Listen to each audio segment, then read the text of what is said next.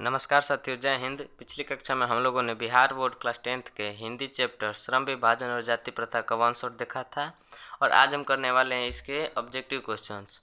तो दोस्तों, आप सभी ने अगर वो वीडियो नहीं देखा है तो उसका लिंक डिस्क्रिप्शन बॉक्स में दे दूंगा। पहले जाकर वो वीडियो देख लीजिए और चैप्टर को अच्छे से समझ लीजिए, उसके बाद ऑब्जेक्टिव लगाइएगा। तो दोस्तों, आज हम लगाने वाले हैं श्रम विभाजन और जाति प्रथा के जो चैप्टर है उसका ऑब्जेक्टिव टेस्ट, जिसमें दोस्तों मैंने कुल आज 40 क्वेश्चंस लाए हैं और 40 क्वेश्चंस में आप लोगों को लगाने हैं 40 में 40 आप लोगों को लगाने हैं। और दोस्तों, जो मतलब फर्स्ट रैंक पर आएगा, मतलब जो 40 में 40 सही कर देगा, वो कमेंट बॉक्स में लिख दीजिएगा कि हमने 40 में 40 सही किया है, हम फर्स्ट रैंक पर हैं। तो दोस्तों, आज हम करने वाले हैं उसका ऑब्जेक्टिव क्वेश्चंस टेस्ट। तो दोस्तों, चलिए शुरू करते हैं। दोस्तों, आज का चैप्टर है हमारा श्रम विभाजन और जाति प्रथा, जिसके लेखक हैं भीमराव अंबेडकर। भीमराव अंबेडकर लेखक हैं। तो पहला क्वेश्चन है हम लोगों का कि डॉक्टर भीमराव अंबेडकर का जन्म कहाँ हुआ था। डॉक्टर भीमराव अंबेडकर का जन्म कहाँ हुआ था दोस्तों? तो डॉक्टर भीमराव अंबेडकर का जन्म जो हुआ था वो 14 अप्रैल 1891 को हुआ था। 14 अप्रैल 1891 को हुआ था। दूसरा क्वेश्चन हम लोगों का कि श्रम विभाजन और जाति प्रथा के लेखक कौन है। श्रम विभाजन और जाति प्रथा के लेखक कौन है? तो दोस्तों, श्रम विभाजन जाति प्रथा के जो लेखक है वो है हमारे डॉक्टर भीमराव अंबेडकर। श्रम विभाजन और जाति प्रथा के लेखक डॉक्टर भीमराव अंबेडकर हैं। अगला क्वेश्चन हम लोगों का दोस्तों कि आदर्श समाज स्वतंत्रता, समानता, भ्रातृत्व पर आधारित होगा, यह किसने कहा। तो दोस्तों, क्वेश्चन नंबर 3 है आदर्श समाज स्वतंत्रता, समानता और भ्रातृत्व पर आधारित होगा, यह किसने कहा था। तो इसने ये भीमराव अंबेडकर जी ने कहा था। किसने कहा था? तो भीमराव अंबेडकर ने कहा था। दोस्तों, अगला क्वेश्चन से हम लोगों का कि डॉक्टर भीमराव अंबेडकर का जन्म किस परिवार में हुआ था। मैंने दोस्तों आप लोगों को बताया था। तो डॉक्टर भीमराव अंबेडकर का जन्म महू मध्य प्रदेश में एक दलित परिवार में हुआ था। एक दलित परिवार में हुआ था। तो दोस्तों, भीमराव अंबेडकर का जन्म एक दलित परिवार में हुआ था। अगला क्वेश्चन है हम लोगों का कि भारत की राष्ट्रीय क्षमता का पूर्ण विकास किस व्यवस्था में संभव है। भारत की राष्ट्रीय क्षमता का पूर्ण विकास किस व्यवस्था में संभव है। तो दोस्तों, वो समाजवादी व्यवस्था में संभव है। भारत की राष्ट्रीय का संपूर्ण विकास जो है वो कि समाजवादी व्यवस्था में संभव है। अगला क्वेश्चन से हम लोगों का है कि डॉक्टर भीमराव अंबेडकर ने किस प्रथा को आर्थिक पहलू से खतरनाक माना है। तो दोस्तों, डॉक्टर भीमराव अंबेडकर ने जाति प्रथा को आर्थिक पहलू से खतरनाक माना है। डॉक्टर भीमराव अंबेडकर ने जो जाति प्रथा है उसको आर्थिक पहलू से खतरनाक माना है। दोस्तों, अगला क्वेश्चन से हम लोगों का है कि डॉक्टर भीमराव अंबेडकर का जन्म कहाँ हुआ था। डॉक्टर भीमराव अंबेडकर का जन्म कहाँ हुआ था। तो डॉक्टर भीमराव अंबेडकर का जन्म महू मध्य प्रदेश में एक दलित परिवार में हुआ था। अगला क्वेश्चन है हम लोग का कि जो भारत में बेरोजगारी का प्रमुख कारण क्या है। भारत में बेरोजगारी का मुख्य कारण क्या है। तो मैं आप लोगों को बता दूं, भारत में बेरोजगारी का जो मुख्य कारण है वो है जाति प्रथा। वो क्या है? जाति प्रथा है जो भारत में बेरोजगारी का प्रमुख कारण बने हुए हैं। अगला क्वेश्चन है 9 नंबर कि भारत में बेरोजगारी का प्रमुख और प्रत्यक्ष कारण क्या है। भारत में बेरोजगारी का प्रमुख एवं प्रत्यक्ष कारण क्या है। तो दोस्तों, भारत में बेरोजगारी का प्रमुख और प्रत्यक्ष कारण जो है वो जाति प्रथा है। अगर दोस्तों इस क्वेश्चन को घुमा कर भी देगा कि भारत में बेरोजगारी का जो कारण है जाति प्रथा है, वो किस कारण से, मतलब वो कारण कौन सा है। तो हम लोग क्या देंगे, क्वेश्चन में देगा कि प्रमुख कारण है, प्रत्यक्ष कारण है, ये दोनों कारण है या इनमें से कोई नहीं। तो हम लोग क्या बोलेंगे कि जो भारत में जाति प्रथा बेरोजगारी का प्रमुख कारण है वो प्रमुख एवं प्रत्यक्ष कारण है। अगला क्वेश्चन हम लोगों का 10 नंबर के आधुनिक सभ्य समाज श्रम विभाजन का आवश्यक क्यों मानता है। जो आधुनिक सभ्य समाज है वो श्रम विभाजन का आवश्यक क्यों मानता है। तो दोस्तों, जो कार्यकुशलता के लिए आधुनिक सभ्य समाज है जो श्रम विभाजन को आवश्यक मानता है, क्योंकि अच्छे से काम धंधा हो, इसलिए वो कार्यकुशलता के लिए श्रम विभाजन को आवश्यक मानता है। अगला क्वेश्चन है हम लोग का 11 नंबर कि जाति प्रथा श्रम विभाजन के साथ साथ किसका रूप लिए हुए है। तो जाति प्रथा जो है श्रम विभाजन के साथ साथ श्रमिक विभाजन का रूप लिए हुए, मतलब वो काम करने वाले कामगारों का भी विभाजन कर रही है। अगला क्वेश्चन हम लोग का 12 नंबर कि श्रम विभाजन और जाति प्रथा पाठ बाबा साहेब की किस भाषण का संपादित अंश है। दोस्तों, जो श्रम विभाजन और जाति प्रथा है वो annihilation of caste annihilation of caste का संपादित अंश है। और दोस्तों एनिहिलेशन ऑफ कास्ट का हिंदी रूपांतरण किसने किया है? एनिहिलेशन ऑफ कास्ट का हिंदी रूपांतरण किसने किया है? एनिहिलेशन ऑफ कास्ट का हिंदी रूपांतरण ललई सिंह यादव ने किया है। ललई सिंह यादव ने हिंदी रूपांतरण किया है। दोस्तों अगला क्वेश्चन से हम लोगों का कि श्रम विभाजन और जाति प्रथा के लेखक कौन है? श्रम विभाजन और जाति प्रथा के लेखक कौन है? 13 नंबर क्वेश्चन है, श्रम विभाजन और जाति प्रथा के लेखक। तो श्रम विभाजन और जाति प्रथा के लेखक डॉक्टर भीमराव अंबेडकर हैं। डॉक्टर भीमराव अंबेडकर है। अगला क्वेश्चन हम लोग का कि मुख्य नायक मतलब मुख्य नायक क्या है? मुख्य नायक क्या है? पाठ के आधार पर यह बाहर का क्वेश्चन है, मतलब इसको चैप्टर में जिक्र नहीं किया गया लेकिन एग्जाम में पूछता है। तो मुख्य नायक क्या है? तो मुख्य नायक जो है दोस्तों वो है पत्रिका मुख्य नायक है। मुख्य नायक कौन है? पत्रिका मुख्य नायक है। अगला क्वेश्चन है हम लोगों का कि जाति प्रथा किस प्रकार का श्रम विभाजन है?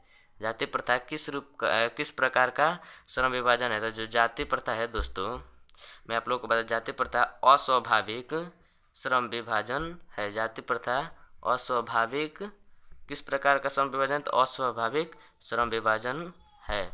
अगला क्वेश्चन हम लोग का 16 नंबर कि भारतीय संविधान निर्माता के रूप में हम किन्हें देखते हैं, किन्हें जानते हैं? भारतीय संविधान निर्माता के रूप में हम किन्हें जानते हैं? तो दोस्तों भारतीय संविधान निर्माता के रूप में हम लोग डॉक्टर भीमराव अंबेडकर को जानते हैं। डॉक्टर भीमराव अंबेडकर को जानते हैं। अगला क्वेश्चन है हम लोग का जाति प्रथा के अनुसार श्रम विभाजन का आधार क्या है? तो जो दोस्तों जाति प्रथा के अनुसार श्रम विभाजन का जो आधार है वो है पैतृक पेशा, क्योंकि जानते हैं जो हमारा पूर्वज जो काम करते थे वही काम हम लोग भी करेंगे, इसलिए काम का बंटवारा होता है। अगर किसी का मन होगा कि हम दूसरा काम करेंगे तो वो काम नहीं कर सकता है, इसलिए उसको टालू भाव से वो काम करेगा और बिना मतलब को उसको काम करना पड़ता है। अगला क्वेश्चन हम लोगों का ऑब्जेक्टिव का है कि डॉक्टर भीमराव अंबेडकर के माता का क्या नाम था? दोस्तों ये भी क्वेश्चन बाहर का है, इसका भी उत्तर आप लोग दीजिएगा कि डॉक्टर भीमराव अंबेडकर के माता क्या नाम था। तो मैं आप लोग को बता दूं, डॉक्टर भीमराव अंबेडकर के माता का नाम था भीमा बाई। डॉक्टर भीमराव अंबेडकर के माता का नाम था भीमा बाई। अगला क्वेश्चन हम लोग का 19 नंबर श्रम विभाजन और जाति प्रथा। श्रम विभाजन और जाति प्रथा शीर्षक किनके द्वारा हिंदी में रूपांतरित है? श्रम विभाजन और जाति प्रथा जो चैप्टर है शीर्षक वो किनके द्वारा हिंदी में रूपांतरित है? तो दोस्तों मैंने शुरू से ही बताया आपको कि जो श्रम विभाजन और जाति प्रथा है वो एनिहिलेशन ऑफ कास्ट का हिंदी रूपांतरण है, जो हिंदी रूपांतरण किए थे ललई सिंह यादव, उन्हीं ने श्रम विभाजन और जाति प्रथा का हिंदी में रूपांतरण किया है। तो इसका आंसर हो जाएगा हमारा सी नंबर ललई सिंह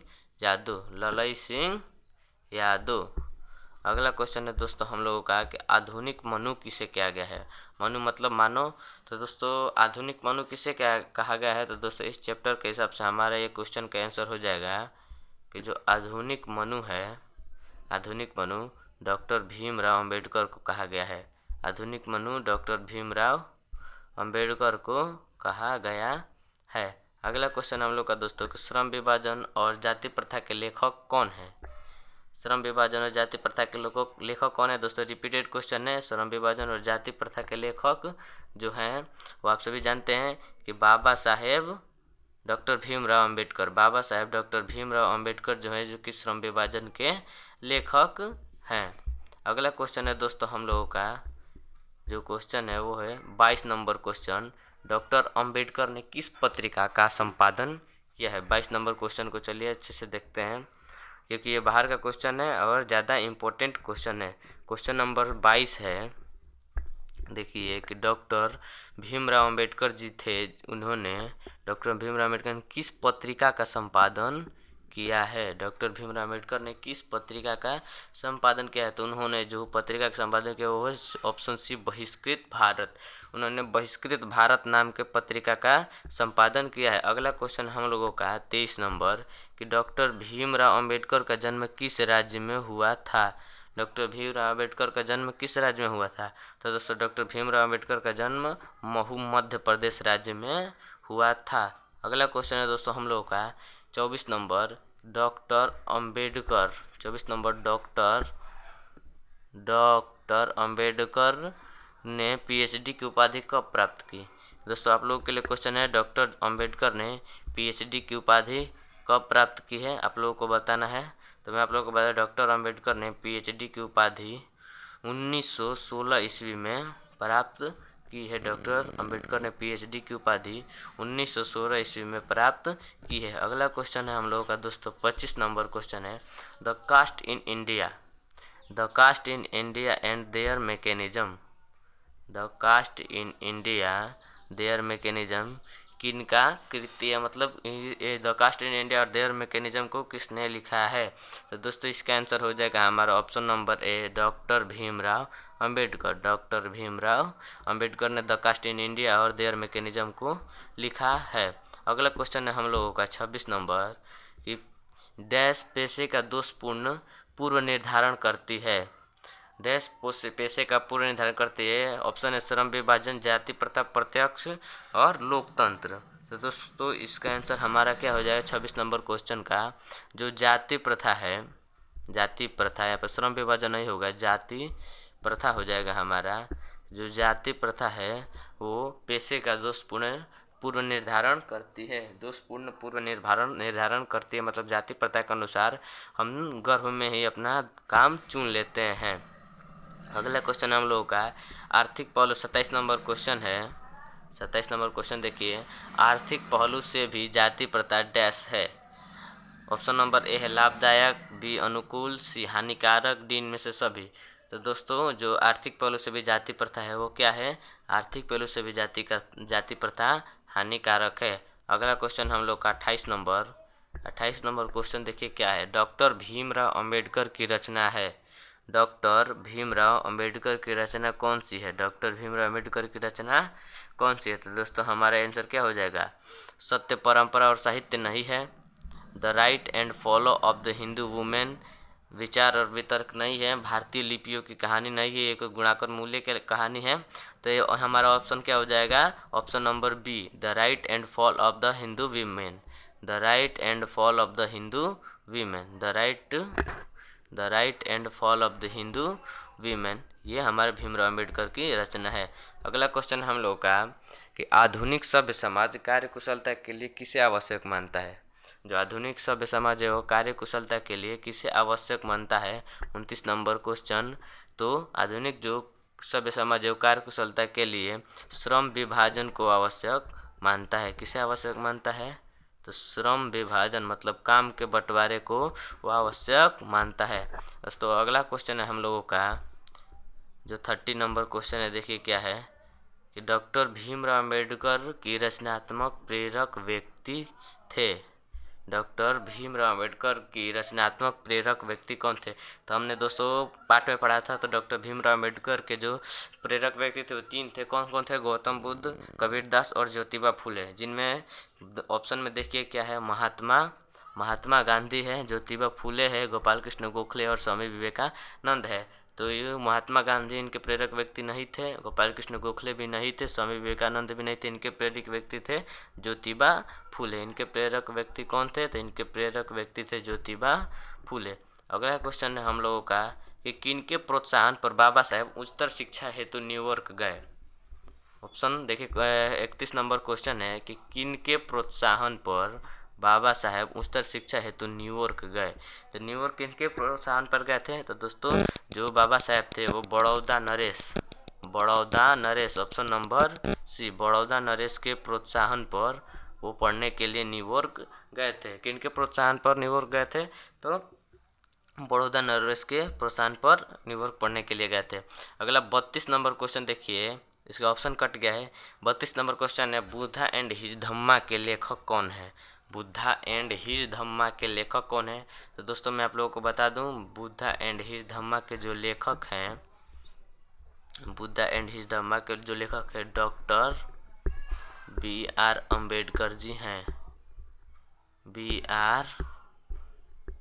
अम्बेडकर जी लेखक हैं, doctor B.R. Ambedkar ji Buddha and his Dhamma के लेखक हैं। दोस्तों हम लोग का अगला क्वेश्चन चलिए देखते हैं। अगला क्वेश्चन 33 नंबर क्वेश्चन, और बहुत कम ही क्वेश्चन बचा हुआ है गाइज, जल्दी से इसको भी ख़त्म करते हैं क्योंकि दोस्तों वीडियो को लंबा नहीं करना है। जल्दी से आप लोग, एक ही हम वन शॉट पढ़ रहे हैं कि अब जल्दी से आप रिवीजन करिए, सिलेबस ख़त्म करिए और उसके बाद से आप लोग जब एग्ज़ाम देंगे तो आप लोगों को कोई भी परेशानी नहीं होगी और हिंदी में आप 95 प्लस करके आइएगा। देखिए दोस्तों, हमारा अगला क्वेश्चन है 33 number question, doctor Bhimrao Ambedkar के पिता का क्या नाम था। दोस्तों ये भी चैप्टर पार्ट में नहीं है, लेकिन आप लोगों को जानना जरूरी है कि डॉक्टर जो भीमराव थे उनके पिताजी का नाम क्या था। तो मैं दोस्तों आप लोगों को बता दूं, डॉक्टर भीमराव के पिताजी का नाम था रामजी सकपाल। रामजी सकपाल। दोस्तों आप लोग से कभी भी पूछा जा सकता है कि डॉक्टर भीमराव अंबेडकर का पूरा नाम क्या था। ये क्वेश्चन बार बार, मतलब कोई भी आपसे पूछ सकता है कि डॉक्टर भीमराव अंबेडकर के बारे में जानते हो तो उनका पूरा नाम क्या था। तो दोस्तों आप लोग क्या बताना है, डॉक्टर भीमराव अंबेडकर का जो पूरा नाम था वो था भीमराव रामजी अंबेडकर। भीमराव भीमराव रामजी अंबेडकर। भीमराव रामजी अंबेडकर इनका पूरा नाम था। चलिए दोस्तों अगला क्वेश्चन देखते हैं। हमारा 34 नंबर क्वेश्चन है, बहुत इंपॉर्टेंट क्वेश्चन है। डॉक्टर भीमराव अंबेडकर की मृत्यु कब और कहाँ हुई थी। ये दोस्तों बहुत ही इंपॉर्टेंट क्वेश्चन है। डॉक्टर भीमराव अंबेडकर की मृत्यु कब और कहाँ हुई थी, जल्दी से कमेंट में लिख दीजिए। आप लोगों को मैं 5 सेकंड का टाइम देता हूँ कि डॉक्टर भीमराव अंबेडकर की मृत्यु कब हुई थी। सेकंड चालू होता है अब। 1 2 3 4 और 5। दोस्तों आप लोगों ने उत्तर लिख दिया होगा आशा करता हूँ। तो दोस्तों का हमारा आंसर क्या हो जाएगा, 1956 दिल्ली में डॉक्टर भीमराव अंबेडकर की मृत्यु कब और कहाँ हुई थी।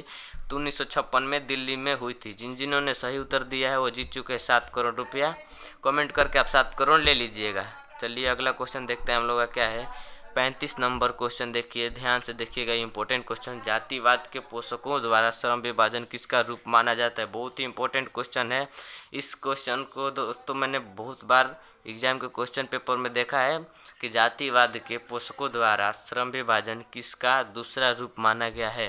तो दोस्तों आप लोग बताइए कि जो जातिवाद के पोषकों द्वारा श्रम विभाजन है वो किसका दूसरा रूप माना गया है। तो जाति प्रथा का दूसरा रूप माना गया है। 35 नंबर क्वेश्चन का हो जाएगा कि जाति प्रथा का दूसरा रूप माना गया है। अगला क्वेश्चन चलिए दोस्तों हम लोग देखते हैं 36 नंबर क्वेश्चन।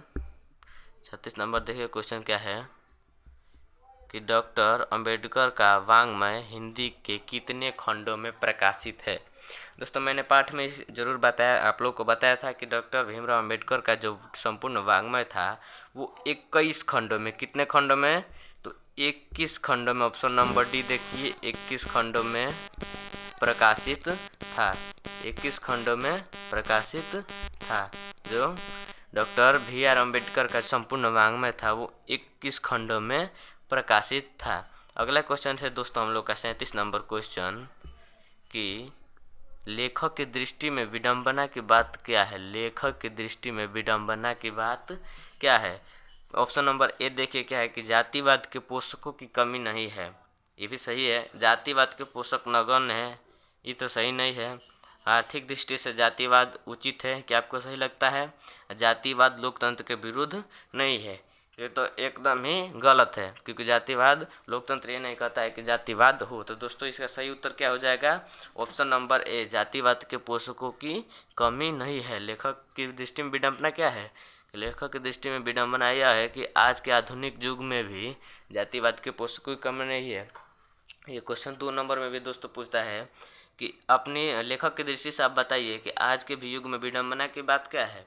तो आप लोग उत्तर में क्या लिखिएगा कि लेखक की दृष्टि से आज के आधुनिक युग में भी विडंबना की बात यह है कि आज के युग में जातिवाद के पोषकों की कमी नहीं है। तो अगला क्वेश्चन है दोस्तों हम लोग का 38 नंबर क्वेश्चन। 38 नंबर क्वेश्चन क्या है कि डॉक्टर अंबेडकर की दृष्टि में भाईचारे का वास्तविक रूप कैसा होता है। दोस्तों मैंने आप लोगों को बताया था कि डॉक्टर अंबेडकर में की दृष्टि में भाईचारे का वास्तविक रूप जो होता है वो कैसा होता है।